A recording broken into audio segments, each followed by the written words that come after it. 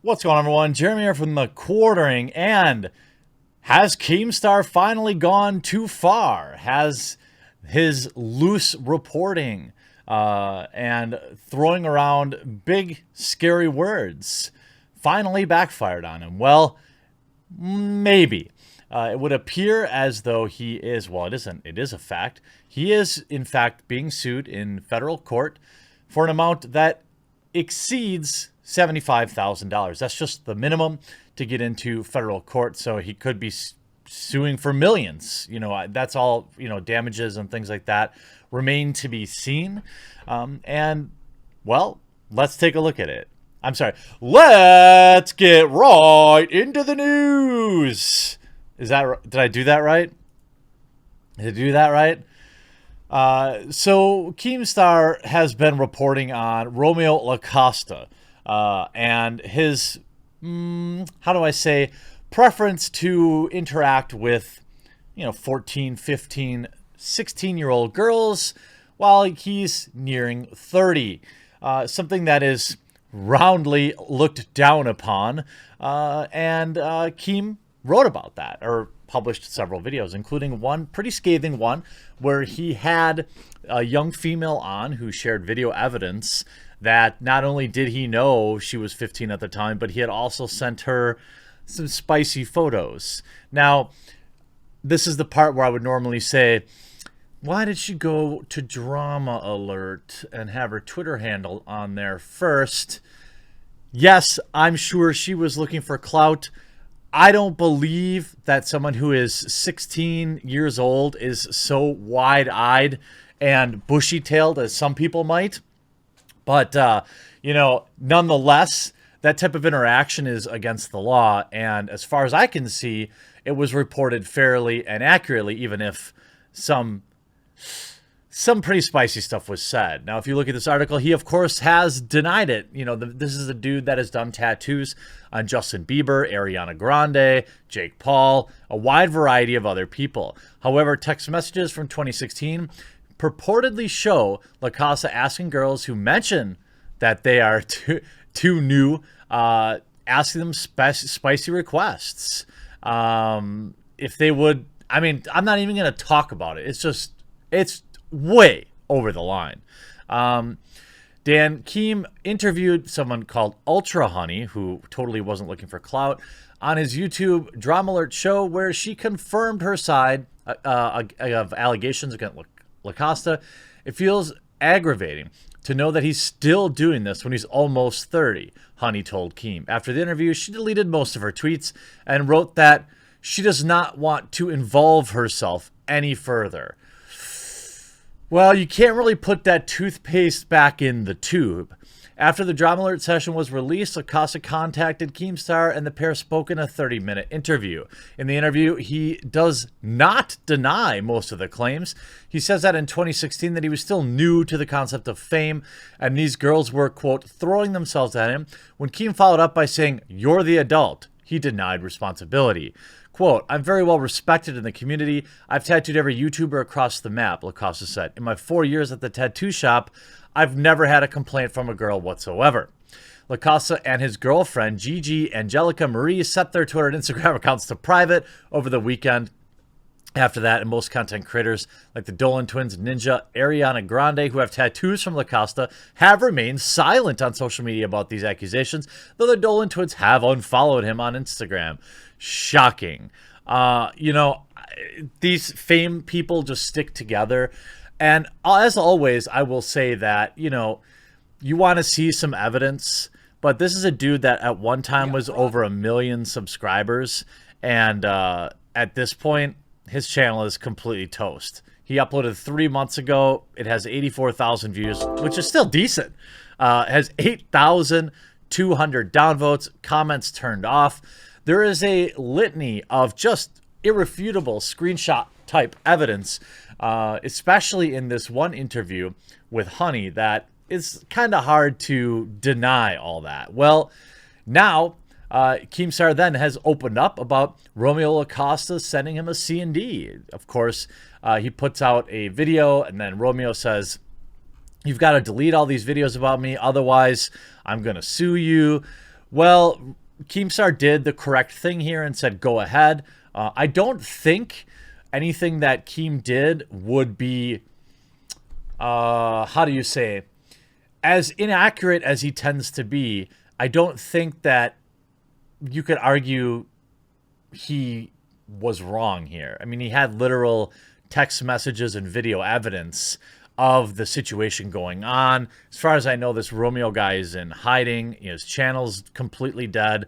And that all of that has not stopped him from, I guess, publicly not denying any of it and suing for tortious interference. We can look at some of the statements of facts here. It talks about who Drama Alert is. Defendant holds Drama Alert as a platform to deliver what the defendant proffers as news on the social interactions of online entertainment. Keem conducts interviews, publicizes videos, and provides his opinion stories that he covers. Defendant uses these stories to push his own agenda and sway his, quote, followers to sharing his opinion. This is what they're alleging, by the way. I don't think Keem would even deny that his news is heavily opinion driven. 11, defendant has accused plaintiff of the bad thing in several videos across the aforementioned social media outlets, including in these videos published in YouTube on March 16th, 17th, and February 10th. On February 10th, defendant publicized a video recording of a conversation plaintiff was engaging in conversation of a spicy nature and an interview with the recording's creator. This is that Honey person, I believe. The recording was made by the individual which the plaintiff was engaging in a spicy conversation. The individual was a minor. Hereafter will be known as Person A. Person A falsely told Keem that she was of majority status. I don't know what that means. Plaintiff had no prior knowledge of the recording, nor had he given consent of its creation. So you don't deny that all of this is true, and you're just mad that dude. By the way, huge shout out. I'm not a lawyer, but I know one. And I'm sure Nick Rekieta will be covering this tonight on his stream. So you probably want to follow him on YouTube if you're interested in a lawyer's take on this, as I am not. On the date and the time recording was created, Person A was located in Florida, where she is believed to have been and still a resident of that state. Person A then transmitted the video recording electronically from her location in Florida to the defendant in New York. Defendant used this video in his efforts to destroy the defendant's business and reputation. Defendant has stated in multiple times that the plaintiff is, quote, finished, the plaintiff's career is finished, and the plaintiff belongs in a cage. He did say these things. This is undeniable. Defendant has demonstrable history for making accusations, notably other accusations of the bad word, which he is unable to substantiate, yet recklessly and maliciously continues to make such accusations. Keem, he has done this. This is true. The accusations made against the plaintiff have caused substantial damage to the plaintiff's business. No, you did that, dude. Plaintiff's business is a service-based industry, and this damage caused his business is from an aggregate loss of massive individual clients. Defendant was acutely aware of the nature of plaintiff's business and potential impact of his statements. Plaintiff and his business lost contract opportunities. Plaintiff's lost business, lost all this stuff. Okay. Unsurprising. Okay, this is pretty boilerplate for tortious interference, as from the few I've looked at. But interesting that there's no denial here, and that you admit sending this. Like, couldn't this be used against you? If anyone ever managed to he must be sure that this girl isn't going to pursue anything. It goes on, to talk about, interference with prospective economic advantage. Plaintiff believes and alleges that by their unjustified and unprivileged conduct, as alleged above, defendant intended to disrupt plaintiff's prospective economic advantage as a direct, proximate, and foreseeable result of the defendant's wrongful conduct, as alleged by the plaintiff, has suffered damages in the amounts to be proven at trial. Meaning, it could be he could potentially be looking for millions of dollars. As a direct, proximate, foreseeable result of the defendant's wrongful conduct is eligible if the plaintiff has suffered damage of the amount to be proven at trial. Plaintiff believes and alleges that the defendant has acted with malice and has deliberately caused and intended to cause great economic harm to plaintiff with full knowledge of the wrongfulness of his conduct.